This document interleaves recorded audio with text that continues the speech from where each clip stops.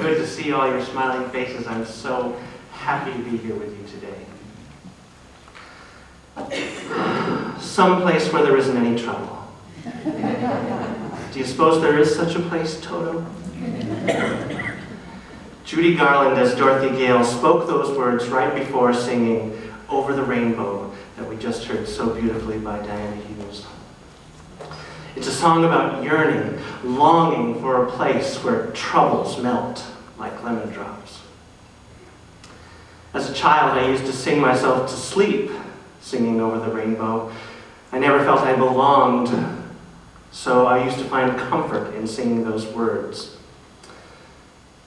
Somewhere over the rainbow, skies are blue, and the dreams that you dare to dream really do come true. The 1939 film The Wizard of Oz has probably been seen more times by more people than any other film in motion picture history. What is it about this film and this story that makes us want to watch it over and over again whenever it is on television? Well, as the Munchkins might say, it's morally, ethically, spiritually, physically, absolutely, undeniably, and reliably true. But there is a difference between truth and facts. The Wizard of Oz, though not factual, is true on a spiritual level. It is filled with symbols and metaphors, all pointing to deeper things. To me, it also represents a universal longing for a place to call home. The longing for meaning, for something more than the seemingly gray day-to-day existence we sometimes seemingly are stuck in. The film, The Wizard of Oz, and its more urban adaptation, The Wiz, have become a part of our cultural landscape. Everyone knows who Dorothy, the Scarecrow, the Tin Man, and the Cowardly Lion are. These characters represent archetypes that speak to us on a deeper level. We can all identify with Dorothy and her search for home because we are all trying to do the same thing. Whether we are conscious of it or not, we have a deep longing for home. Likewise, we also have times when we think we are not smart enough, brave enough, or have enough heart or compassion. Carl Jung and later Joseph Campbell described how certain symbols and motifs appear in mythology, fairy tales, stories, and religions throughout the world. These symbols can be thought of as being part of our collective unconscious. Whether or not we are aware of it, we are all connected. And in the Unity movement, we know that to be true. We are all one. One with Spirit, one with all that is, one with God. Now, spiritual interpretations of The Wizard of Oz come in many forms. And these are two of the books that I've read.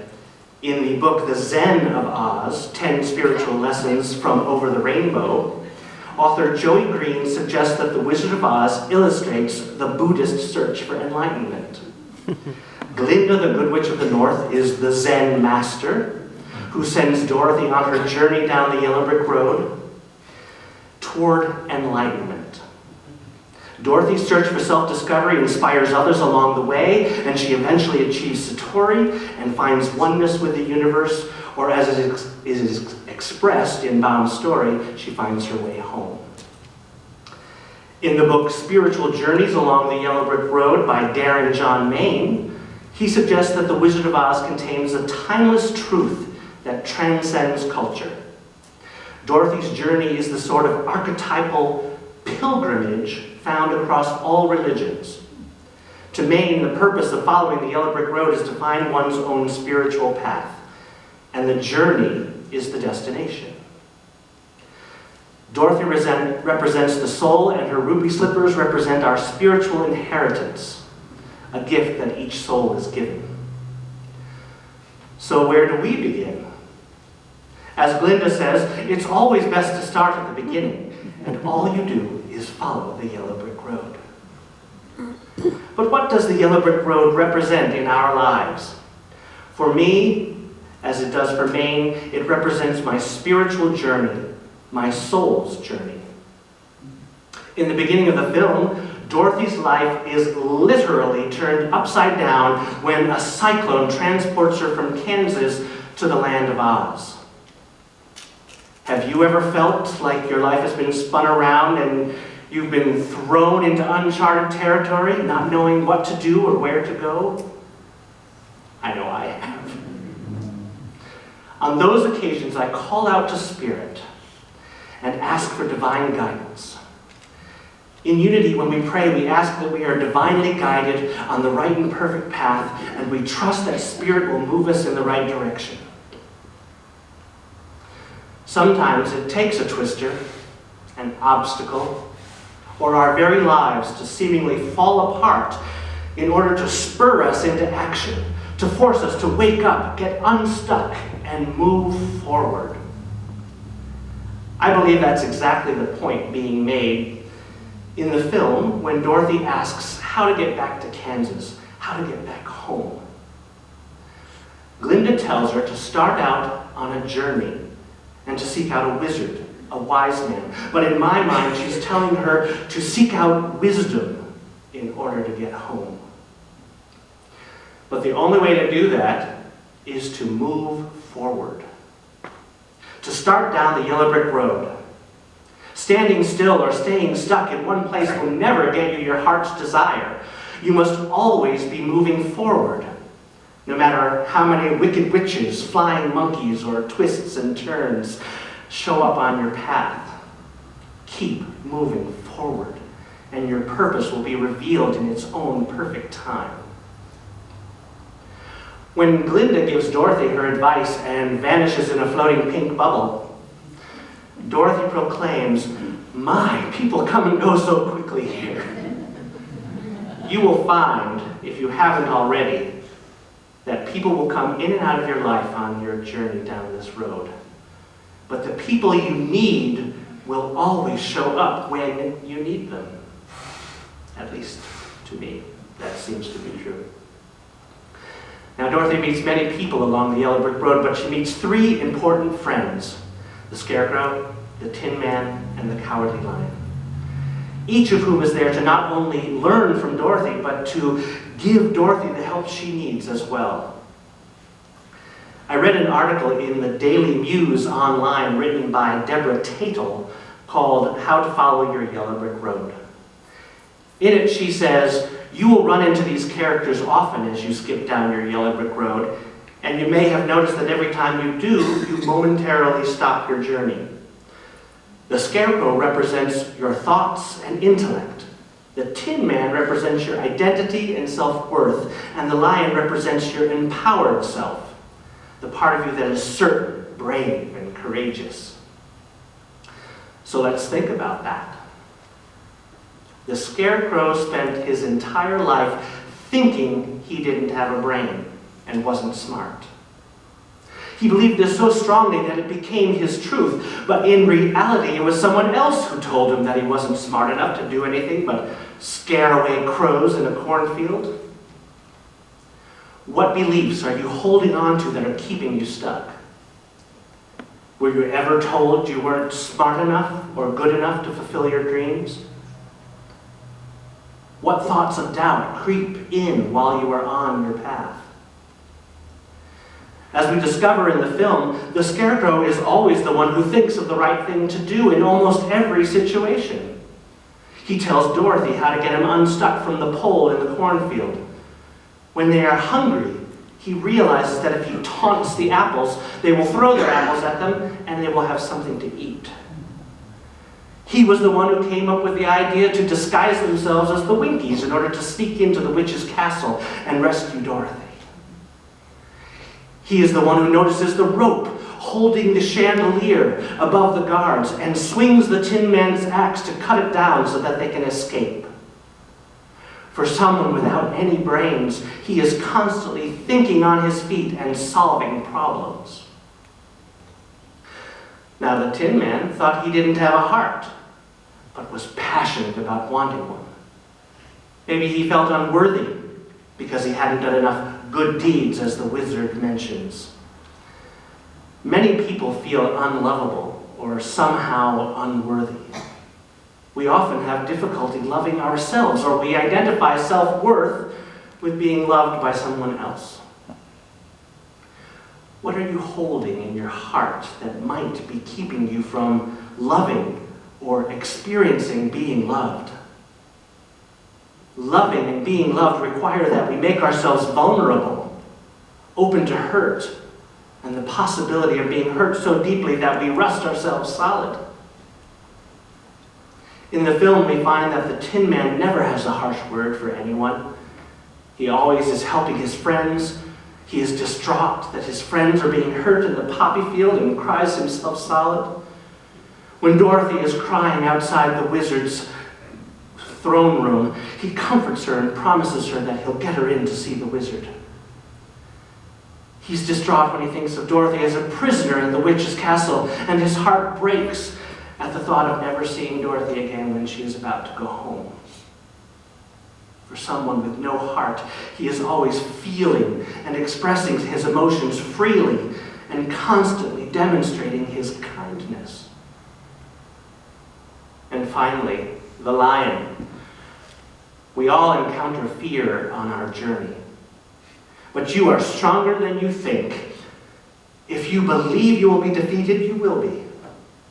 If you let fear of failing take over, even if you have failed in the past, you're just giving your power over to fear. Are you afraid to ride a bike because you fell the first time you took off the training wheels? No. You got back up and you try again. Each time you face your fears, you become stronger. What fears are holding on in your life that are keeping you from manifesting your dreams? Do not believe the voice in your head that tells you you are not strong enough, brave enough, or courageous enough, for it is not the truth. In the film, it is the lion who is always willing to face his fear head on. He might need encouraging words from his friends in order to do it, but he does. In spite of his fear, he is willing to face the unknown wizard who appears before them as a giant floating head. When the flying monkeys kidnap and carry off Dorothy and Toto, he doesn't run away. He stays and helps put the scarecrow back together and goes with his friends to rescue Dorothy from the witch's castle. Even though he expressed his fear, and with the help of friends, he always found the courage to face that fear, whatever obstacle stood in his way. For someone without any courage, he certainly kept showing up in the face of fear. Everyone encounters fear on their journey, but when you truly believe in yourself and face your fears, you will have the courage and bravery to move past them. As each of them discovered in the film the thing they longed for and believed they lacked the most, they always had within them all the time. They just had to find it out for themselves. So what have we learned? As Dorothy said, it's that if I ever go looking for my heart's desire again, I won't look any further than my own backyard. Because if it isn't there, I never really lost it to begin with. Is that right? Mm-hmm. We're always looking for something outside of ourselves when we should truly be looking within. I won't look any further than my own backyard. My own backyard. My own backyard is spirit within me. If I am constantly looking for something outside of myself, I will never find it. Look within to that still small voice, where you've always had the power to go back to Kansas, where you've always had brains, courage, and heart. There's no need to look any further than your own backyard, your own heart, your own courage, your own mind, because you never lost it to begin with. It is always there, ready to be called upon. Spirit within you already has all the things you need: divine wisdom, divine courage, divine compassion, divine knowing. You do not need to seek out any wizard or person outside of yourself to give you your power. You already have it. You have the power. Like Dorothy, you had to find it out for yourself. No one could tell you. You had to travel down your own yellow brick road and encounter all the good and bad in order to discover who you really are. But unlike the film, our journey never ends. We keep discovering new things and encountering new people along the road, always growing, always moving forward. I read an article in the Huffington Post by B.J. Gallagher entitled, "All I Really Need to Know I Learned from the Wizard of Oz." And in it she lists the things she learned from this story, and I'd like to leave you with a few of them. Dream of the bright future you want. When you're scared, hug your dog. Be polite to little people and big people equally. Wear fabulous shoes. When someone needs your help, do your best to give it. Stand up to bullies and defend those who can't defend themselves. Sometimes the most unlikely people become the best of friends. Skip, sing, and dance. Make life fun. There are good witches and bad witches. Both are your teachers. Not everything that scares you is dangerous, and not everything that is dangerous scares you. Pay attention. Courage doesn't always roar, but it does when it needs to. The yellow brick road isn't all smooth and straight. You'll encounter obstacles, roadblocks, hazards, and detours. Be persistent. Don't give up. Wizards aren't always what they seem. Challenges teach you to be creative and resourceful. You have all the brains, courage, and heart you need. You may just need someone to remind you once in a while. People come and go in your life, but true friends live forever in your heart. Go where the love is. There's no place like home. Baum's timeless tale has staying power because it has all the elements of ancient myth.